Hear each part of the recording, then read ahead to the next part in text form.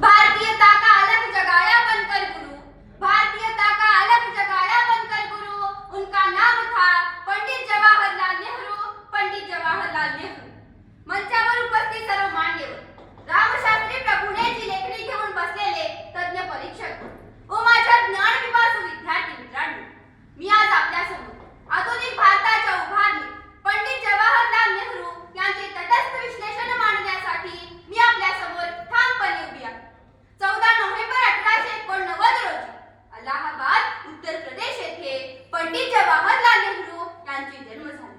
त्यांचे वडील मोतीलाल नेहरू हे भारतातील त्यावेळेचे सर्वात श्रीमंत व्यक्तींपैकी एक होते.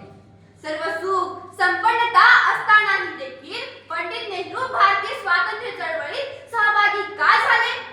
कारण सर्वसामान्यांप्रमाणेच त्यांचेही आपल्या देशावर अतोनात प्रेम होते. भारतीय स्वातंत्र्य चळवळीत पंडित नेहरूंनी 9 वर्षे कारावास भोगले हे आपण विसरून चालणार नाही. मित्रांनो, 15 ऑगस्ट 1947 रोजी जेव्हा आपल्या भारत देशाला स्वातंत्र्य मिळाले, तेव्हा आपल्या भारत देशात गरिबी, जातीवाद, धर्मांधता व हिंसाचाराने कळस गाठला होता. त्यावेळी सर्वांना सोबत घेऊन जाणाऱ्या समजूतदार व अभ्यासू पंतप्रधानाची गरज आपल्या या देशाला होती आणि तेव्हा ती गरज पंडित नेहरूंनी पूर्ण केली. मित्रांनो, आधुनिक भारताची पायाभरणी करणे वाटते तितके सोपे नव्हते. भारत व पाकिस्तानची फाळणी, निर्वासितांचे दुःख, अज्ञान व अंधश्रद्धा इत्यादी ज्वलंत मुद्दे विचारात घेऊन भारताचे पहिले बजेट 26 नोव्हेंबर 1947 रोजी मांडले गेले. हे पहिले बजेट होते फक्त 171 कोटीचे.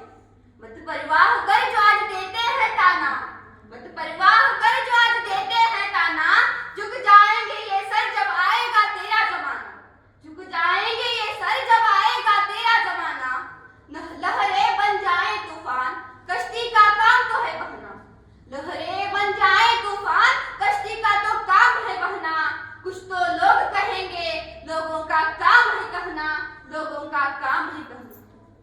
मित्रांनो, भारताला जगात एक नवीन ओळख मिळावी यासाठी भारताच्या राज्यघटनेत समाजवाद, लोकशाही व गणराज्य इत्यादी मूलभूत बाबींचा समावेश केला गेला.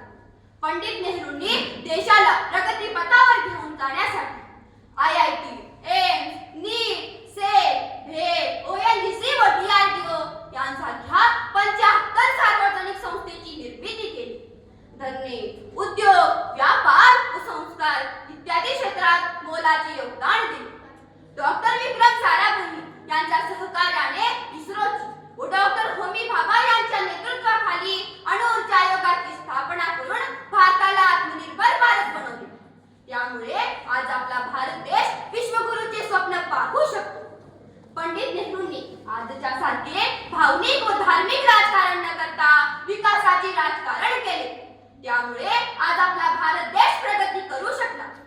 मित्रांनो, पंचवार्षिक योजनांच्या माध्यमातून महात्मा गांधीजींच्या स्वप्नातील पंचायत राज्य व्यवस्थेची स्थापना राजस्थानमधील नागौर येथे केली. 1963 साली सतलज नदीवर भाकरा व नांगर हे 2 बहुउद्देशीय धरण उभे करून राष्ट्राला अर्पित केले. त्यामुळे पंजाबमध्ये हरित क्रांतीची पायाभरणी झाली. त्यावेळी संबोधन करताना पंडित नेहरूजी म्हणाले होते, हे धरण उगवत्या भारताचे मंदिर आहे. मित्रांनो, केंब्रिज विद्यापीठात शिकले पंडित जवाहरलाल नेहरू हे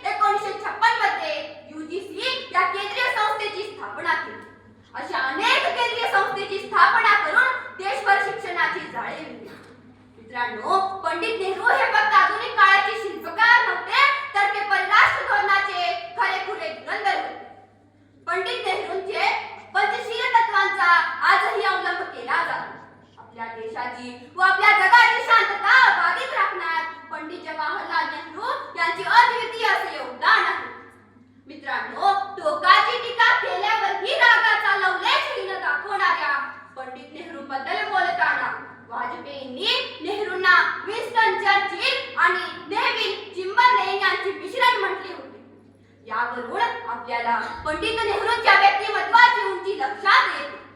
सध्या पंडित नेहरूंबद्दल उलटसुलट चर्चा होत असली तरीही पंडित नेहरू हे एक वकील, लेखक, अभ्यासक, राजकारणी व तत्वज्ञ होते. मित्रांनो, जर कोणी विचारले की पंडित नेहरूंनी आपल्या देशाला काय दिले हो, तर त्याचे उत्तर आहे राष्ट्रीय ऐक्य, सामाजिक सद्भावना, वैज्ञानिक दृष्टिकोन, शेतीची प्रगती, शिक्षणाची गती आणि राजकारणातील नीती अशा वैविध्य विकासाचे रोल मॉडेल त्यांनी उभे करून दिले. बालकाची बालपण जपण्याची आग्रह करणारे पंडित नेहरू हे अतिशय संवेदनशील व्यक्तिमत्व होते. 1962च्या भारत व चीनच्या युद्धात भारताला माघार घ्यावे लागले व त्याचे शल्य पंडित नेहरूंना शेवटपर्यंत बोचत राहिले व त्यात 27 मे 1964 साली पंडित नेहरूंचे दुःखद निधन झाले. विषयाच्या समारोपाकडे जाताना मला इतकेच म्हणावेसे वाटते, युनानो मिस्र और मा सब मिट गए जहां से, युनानो